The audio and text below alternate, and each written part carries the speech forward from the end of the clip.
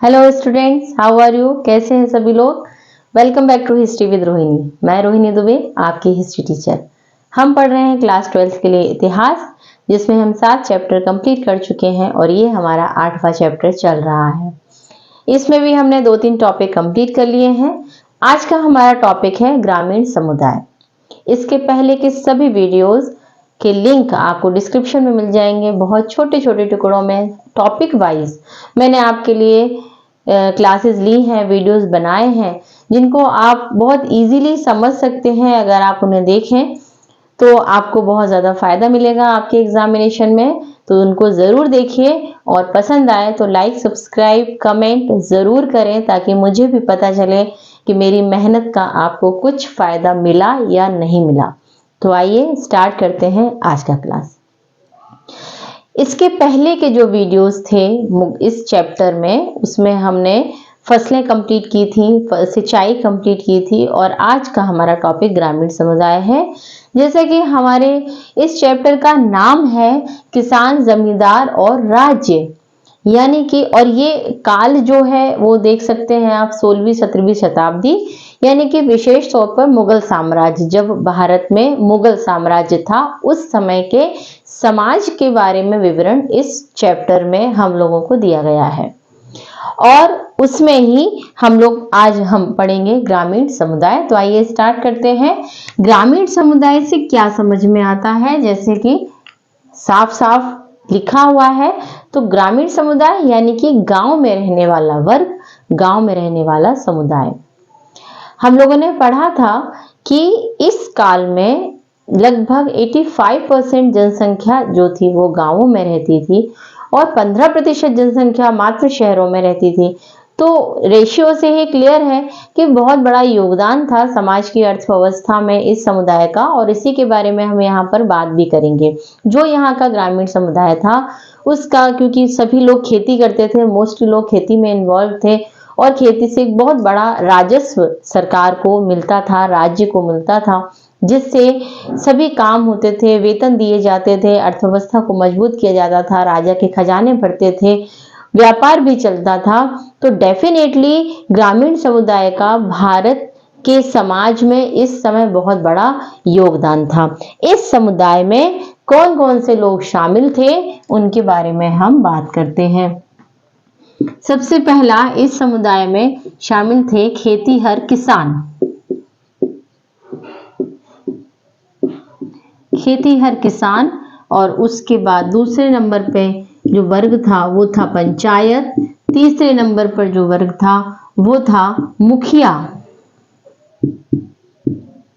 मुखिया जिसको मुकद्दम या मंडल भी कहते थे। आपके लिए 1 नंबर में क्वेश्चन है ये कि मुखिया को मुकद्दम या मंडल, मुकद्दम या मंडल किसको कहा जाता था, ये आपसे पूछा जाता है। तो मुखिया या मुकद्दम या मंडल एक ही पोस्ट का नाम है। सबसे पहले हम बात करते हैं खेतीहर किसान के बारे में। तो खेतीहर किसान जो था वो क्या था, क्या उसकी स्थिति थी और समाज में उसका स्थान क्या था। पहला समुदाय खेतीहर किसान, पहले तो एक वर्ड में आप इसको समझ लीजिए ताकि आप उसके ऊपर एक पैराग्राफ लिख पाए। सबसे पहला है नीचा कर्म करने वाले। नीचा कर्म यानी कि जो नीचे तबके के कार्य होते हैं वो नीचा कर्म करने वाले, निचला वर्ग, ये खेतीहर किसान थे, बल्कि हम ये कहेंगे कि खेतीहर मजदूर थे। अगर आपको लिखने के लिए इसमें आ जाता है तो आप इसमें यही लिखेंगे कि ये जो खेतीहर किसान थे इनको निचले तबके के काम के दिए जाते थे, जैसे कि खेतों में जुताई करना। वो जो जुताई करने वाले लोग थे जो खेतों में, इस समय सबसे ज्यादा उसमें इस वर्ग के लोग शामिल होते थे। एक बड़ी बात यहाँ पर यह है कि इसमें भी ऐसे बहुत सारे लोग थे जो ऊंचे दर्जे के कार्य भी कर सकते थे, वो योग्य थे वो करने के लिए, लेकिन उनको वो कार्य नहीं दिया जाता था, क्योंकि जो यहाँ की मान्यता थी कि जो नीचे तबके का व्यक्ति है उसको वही स्तर का, उसी लेवल का कार्य उनको दिया जाएगा, चाहे वो कितना भी योग्य हो। ऐसा नहीं था कि यहाँ पर जमीनें नहीं थी, ऐसा भी नहीं था कि काम की कमी थी, सब कुछ था, लेकिन इन लोगों को, ये जो खेतीहर किसान थे, इनको मजबूर किया जाता था गरीब बने रहने के लिए। तो यही आपको यहाँ पर लिखना है। आधुनिक भारत में हम मान सकते हैं कि जो आधुनिक भारत में दलितों की स्थिति थी, वो स्थिति यहाँ पर खेतीहर किसानों की थी। तो खेतीहर किसानों को नीचे तबके के कार्य दिए जाते थे, नीचा वर्गीय था। और एक और खास बात कि सिर्फ हिंदू समाज में ऐसा नहीं था कि ये वर्ग हो, इसको आपके लिए और भी एक क्वेश्चन है जिसमें कि मुस्लिम समाज में इस वर्ग को एक नाम दिया गया है, हलाल खोरान। मुस्लिम समाज में हलाल खोरान कहा जाता था इन्हीं लोगों को। ये भी 1 नंबर में आपके लिए क्वेश्चन आएगा। और एक और वर्ड यहाँ पर हमें, एक और शब्दावली मिलती है बिहार में निचले तबके के लोगों के लिए, वो है मल्लाह ज़ादा, यानी कि नाविक के पुत्र। मल्लाह ज़ादा यानी नाविक का पुत्र। अब मल्लाह ज़ादा, मल्लाह का मतलब होता है नाव चलाने वाला और ज़ादा का मतलब होता है पुत्र। तो जो नाव चलाने वाले के जो पुत्र होते थे या नाव चलाने वाले जो होते थे, उनको भी इसी कैटेगरी में रखा जाता था, नीचे तबके की कैटेगरी में उनको रखा जाता था। तो अगर आपके लिए ये 2 नंबर 3 नंबर में आए, इसके अंदर 1 नंबर के भी क्वेश्चन है, तो आपको इसमें बहुत ज्यादा याद करने की जरूरत नहीं है, इसको ही आप ध्यान से समझ लीजिए तो आप इजिली इसको कर पाएंगे। दूसरे वर्ग की बात करते हैं। दूसरा वर्ग हमारा है पंचायत। ये जो वर्ग था, ये समाज का ऊंचा वर्ग था, ठीक है। इसमें मोस्टली आप यहां क्या लिखेंगे, यहां हमें लिखना है कि बुजुर्गों का समूह, ठीक है, बुजुर्गों का समूह पंचायत में शामिल था। तो जो बुजुर्गों का समूह होता था वो पंचायत में शामिल था। और एक और चीज थी यहाँ पर, धनी वर्ग। इसमें कौन थे, धनी वर्ग के लोग थे, जिनके पास अपनी खुद की जमीनें होती थी, जिनके पास अच्छा पैसा होता था, वो लोग। तो वो सारे लोग पंचायत में, आज भी गांव में पंचायतें होती हैं और उनके मुखिया भी होते हैं जिसको सरपंच कहते हैं। पंचायतों में पंच बैठते थे, जितने भी मामले थे गांव के, फौजदारी, दीवानी, लड़ाई झगड़ा, जो भी कुछ थे, वो सारे मामले यहाँ पर आते थे। इनको उन मामलों को निपटाना पड़ता था और इनके फैसले को हर किसी को मानना पड़ता था। ये भी आप इसमें लिखेंगे, इनके फैसले सभी को मानने पड़ते थे। जो भी ये फैसला देते थे वो फैसला सभी को मान्य होता था। तो ये पंचायतें थी इस समय की, और आज भी ये पंचायतें हैं और उनका स्वरूप जरूर बदल गया है, लेकिन जो स्थानीय लेवल पर जो संस्था है वो वही है। तो मुख्य रूप से बुजुर्गों का समूह यहाँ पर था। तीसरे वर्ग की बात करेंगे, मुकद्दम या मुखिया। ये जो वर्ग था मुकद्दम या मुखिया, ये होता था पंच का समूह, पंच का प्रमुख। तो जो पंचायत का प्रमुख था, जिसको हम सरपंच कहते हैं, वो मुखिया या मुकद्दम था। बहुत सिंपल है समझने के लिए। आज के समय से अगर आप देखें तो यही व्यवस्थाएं आज भी हैं। थोड़ा बहुत चेंज उसमें जरूर है, थोड़ा बहुत नहीं बल्कि स्वरूप के लेवल पर देखें तो बहुत ज्यादा चेंज है, लेकिन जो संस्थाएं हैं वो संस्थाएं वही हैं। तो मुखिया और मुकद्दम जो था, इसके बारे में हमें क्या लिखना है, नियुक्ति। इनकी जो नियुक्ति थी वो कौन करते थे, बुजुर्गों का समूह, बुजुर्गों के समूह द्वारा नियुक्ति होती थी इनकी, और हटाए जाते थे। ये विशेष देखने वाली बात है कि अब ये जो वर्ग था, मतलब हम यहाँ पर ये कह सकते हैं कि जो धनी वर्ग था, जो पंचायत का समूह था, जो लोग पंचायत में शामिल होते थे, उनको बहुत ज्यादा उनका इफेक्ट था, उनका प्रभाव बहुत ज्यादा था। क्योंकि वो ही मुखिया को नियुक्त करते थे और वो ही मुखिया को हटाते थे। अगर मुखिया सही तरीके से काम नहीं कर रहा है तो बुजुर्गों के समूह उनको हटा देते थे। ठीक, अब आते हैं कार्यों के ऊपर कि कार्य क्या थे। मुखिया की बात करें, मुखिया के कार्य की बात करें तो मुखिया के जो कार्य थे वो आप जैसे मुखिया जब आप लिखने जाएंगे तो उसमें आपको मुखिया के कार्य भी लिखने पड़ेंगे। अगर आपको 3 नंबर में आता है तो आप उसमें ये लिख सकते हैं कि गांव की आमदनी, लेखा जोखा,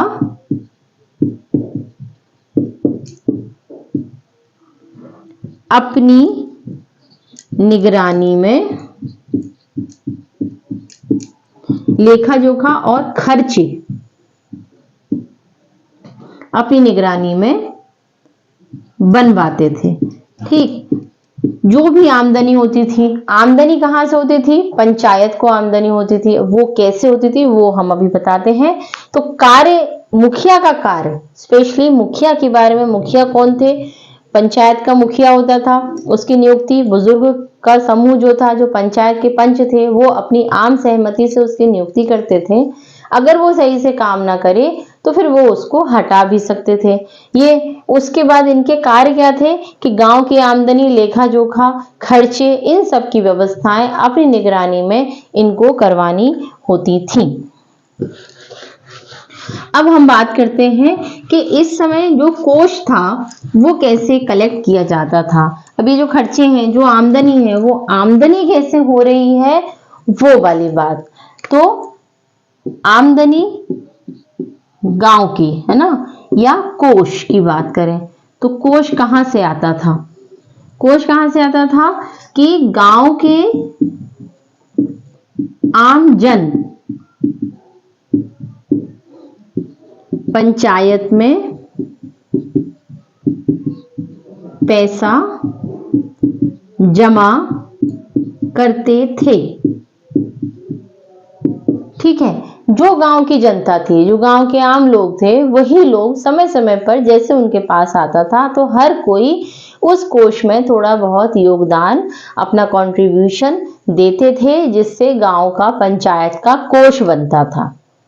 इस कोष को खर्च भी किया जाता था और किन कामों में खर्च किया जाता था वो देखते हैं। खर्च क्या था इस कोष का?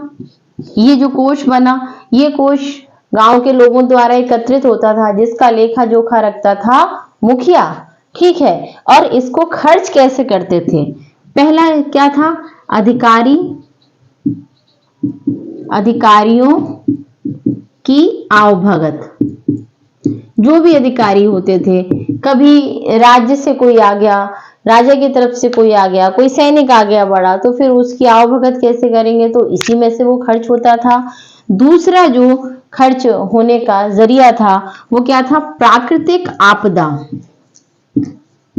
कोई प्राकृतिक आपदा आ गई, बाढ़ हो गई, सूखा हो गया, किसी तरह की बिजली गिर गई या कुछ भी, तो खेती नहीं हुई, पानी नहीं बरसा, तो फिर उस समय किसानों को सहायता कैसे दी जाएगी?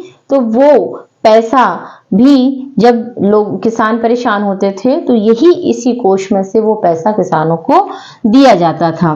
तीसरा जो था वो था सामुदायिक, सामुदायिक निर्माण। सामुदायिक निर्माण में क्या था? सामुदायिक निर्माण में कुआं, तालाब, नहर, है ना, कुआं, तालाब, नहर। किसानों के पास इतना पैसा तो होता नहीं था कि उनको सिंचाई की जरूरत है, तो वो कैसे बनवाएंगे? नहर कैसे बनवाएंगे? तालाब कैसे बनवाएंगे? तो फिर पंचायत अपने कोष में से उसको वो चीजें बना के देती थी। तो ये मुख्य मुख्य कार्य थे, मुख्य खर्चे थे इस कोष के। ये पूरा जो है वो मुकद्दम मुखिया का कार्य, और उसके बाद मुखिया जिस कोष को संभालता है या जिसका लेखा जोखा रखता है, उस कोष के बारे में बात है कि वो कैसे आता था और कैसे वो खर्च होता था। इसके बाद एक और पॉइंट आपका लास्ट बचता है, उस पर हम बात करते हैं।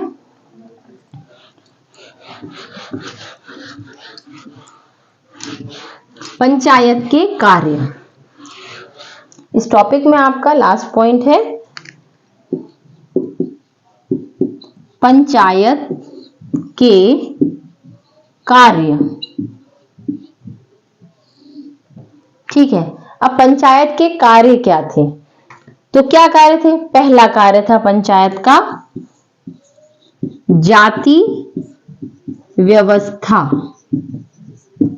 की देखरेख।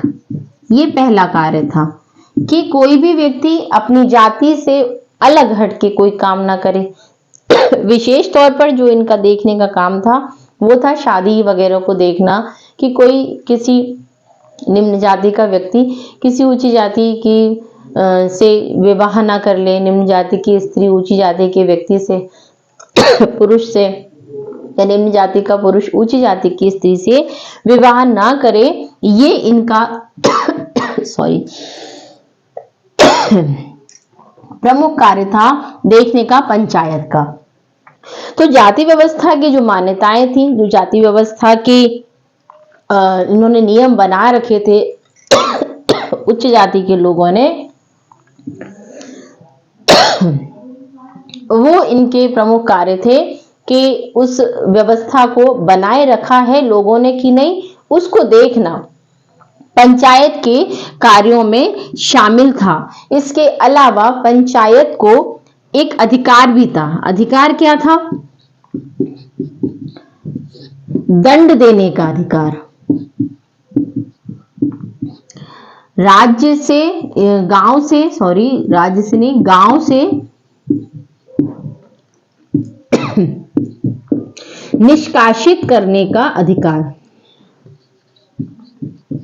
ये एक बहुत बड़ा अधिकार था पंचायत के पास। वैसे तो सभी मामले इनके पास आते थे, लेकिन जैसे कोई व्यक्ति किसी भी तरह की जाति व्यवस्था की अवहेलना करता है तो उसको गांव से निष्कासित कर दिया जाता था, और ये अधिकार पंचायत के पास था। इसके अलावा जुर्माना लगाने का अधिकार भी पंचायत के पास था। जुर्माना लगा सकती थी पंचायत किसी भी तरह की अवहेलना के ऊपर। गांव से लोगों को जब निष्कासित किया जाता था तो उसका एक समय होता था कि जब पंचायत निष्कासित करे, 1 वर्ष 2 वर्ष 3 वर्ष, उतने समय तक वो गांव में नहीं रह सकता था। उसके बाद वो गांव में आ सकता था, लेकिन उतने टाइम जब तक उसको दंड दिया गया है तब तक गांव में ना तो उसका कोई संपर्क रहेगा, गांव से रिलेटेड जितने भी उसके व्यापार थे, जो उसकी व्यवस्थाएं थी, जो उसकी सुविधाएं थी, वो सब की सब खत्म कर दी जाती थी। तो ये इसका मेन जो उद्देश्य था वो था जाति मानदंडों को बनाए रखना।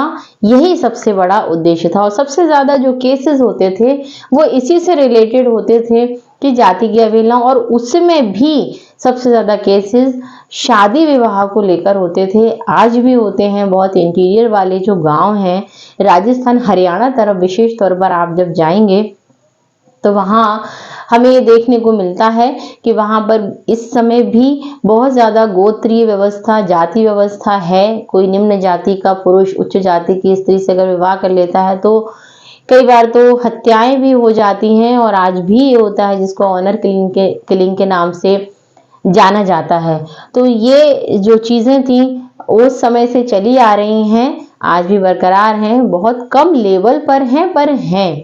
तो ये सारी चीजें गांव के समुदाय, ग्रामीण समुदाय के अंतर्गत इन 3 वर्गों को, 3 समुदायों को हमने पढ़ा। आपके लिए इसमें छोटे छोटे क्वेश्चंस भी हैं, 2 नंबर के क्वेश्चन भी हैं, 3 नंबर के क्वेश्चन भी हैं। अगर आप इसको पूरा अच्छे से याद कर लेते हैं तो 4 नंबर का क्वेश्चन भी आपके लिए ये बनता है। ग्रामीण समुदाय क्वेश्चन बनेगा आपका 16वीं, नोट कर लीजिए आप इस क्वेश्चन को, 16वीं 17वीं शताब्दी में ग्रामीण समुदाय का वर्णन कीजिए। उसमें आप ये 4 नंबर का क्वेश्चन आपका रहेगा। उसमें खेतीहर किसान, पंचायत और मुखिया, इन सभी का वर्णन आपको उसी तरीके से देना है जैसे मैंने आपको बताया। आई थिंक आपको इजी रहेगा। अगर फिर भी कोई कंफ्यूजन कहीं पर है तो आप मुझे कमेंट बॉक्स में बता सकते हैं। मैपिंग आपकी रह गई है, मैं बहुत जल्द आप लोगों के लिए मैप लेकर आऊंगी 4 नंबर का क्वेश्चन मैप में आता है और बहुत इजी होता है, उसको आप लोग ज़रूर देखिएगा। तो मिलते हैं अगली क्लास में। अच्छे से पढ़ते रहिए, बढ़ते रहिए, टाइम बहुत कम है, अच्छे से पढ़ाई कीजिए। मिलते हैं नेक्स्ट क्लास में। Thank you so much.